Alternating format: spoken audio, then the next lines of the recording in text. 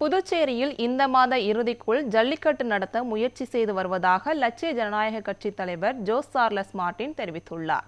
புதுச்சேரி கோக்காரடு பொறையாத்தம்மன் கோவில் மைதானத்தில் லட்சிய ஜனநாயக கட்சி சார்பில் 1000க்கும் மேற்பட்ட பழங்குடியின மக்களுடன் இணைந்து சமத்துவ பொங்கல் விழா நடைபெற்றது. இவ்விழாவில் தலைமை விருந்தினராக கலந்து கொண்ட லட்சிய ஜனநாயக கட்சியின் தலைவர் ஜோஸ் சார்லஸ் மார்ட்டினுக்கு தமிழர் பாரம்பரிய கலையான தப்பாட்டம், கரகாட்டம் உள்ளிட்ட கலை நிகழ்ச்சிகளுடன் சிறப்பான வரவேற்பு அளிக்கப்பட்டது. அதனைத் தொடர்ந்து சமத்துவ பொங்கல் விழாவை குத்துவிளக்கேற்றி தொடங்கி வைத்த அவர் 500க்கும் மேற்பட்ட பழங்குடிய இன மக்களின் மண்பானைகளுடன் பொங்கல் வைத்து பாரம்பரிய முறையில் பொங்கல் பண்டிகையை கொண்டாடினார். மேலும் சமத்துவ பொங்கல் விழாவில் பங்கேற்ற அனைவருக்கும் அவர் எவர் சில்வர் பாத்திரங்கள் கொண்ட தொகுப்புகளை வழங்கினார்.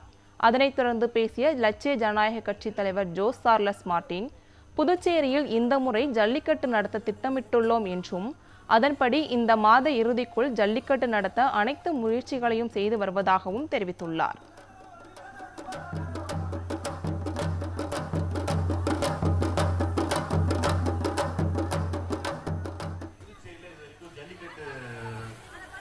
சொன்னாங்க. அதற்காக நாங்கள் முயற்சி எடுத்து இந்த வாட்டி எப்படியாவது ஜல்லிக்கட்டை நடத்தியே தீர்வோம்னு ஒரு குறிக்கோள்ல மக்களுக்காக, புதுச்சேரி மக்கள் பார்க்கணுங்கிறதுக்காக இந்த மாசம் கடைசியில கண்டிப்பா அது ஒரு ஈவெண்ட் நடத்தலாம்னு ஒரு முயற்சி எடுத்துட்டு இருக்கோம். அதே மாதிரி இந்த மாதிரி பழங்குடி மக்கள் தான் நம்மளோட பூர்வக்குடி, நம்ம ஆதி காலத்திலிருந்து நம்மளுக்காக காலம் கடந்து மற்றவங்கலாம் கூட எங்கேயோ ஒரு இடைப்பட்ட காலத்தில் வந்து இணைஞ்சு இப்படிதான் இருக்கும்.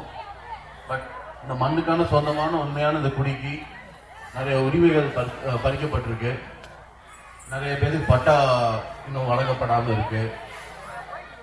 அவங்களுக்கான உரிமைகளே தவிர்க்கப்பட்டிருக்கு.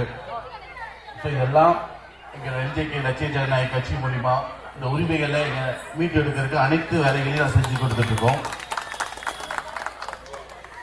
ஒழுங்கா ஒரு வீடு கூட இல்லைன்னு சொல்லி கஷ்டப்பட்டு இருக்காங்க. இதே பாகூர் பக்கத்துல தான் நாங்கள் ஒரு பூர்வக்குடி மக்களை பார்த்தோம். அங்கே இருக்கிற பாம்பு கூட கடிச்சு 2 குழந்தைங்க இருந்திருக்காங்க. ஸோ இவங்களுக்குலாம் நல்ல ஒரு பட்டா உடனே கிடைச்சிச்சுன்னா சென்ட்ரல் கவர்மெண்ட்லேருந்து ஃபண்ட் இருக்கு. அவங்களுக்கு வட்டி இல்லாத கடன் சொல்லி 7 லட்சம் வரைக்கும் கொடுக்குறாங்க.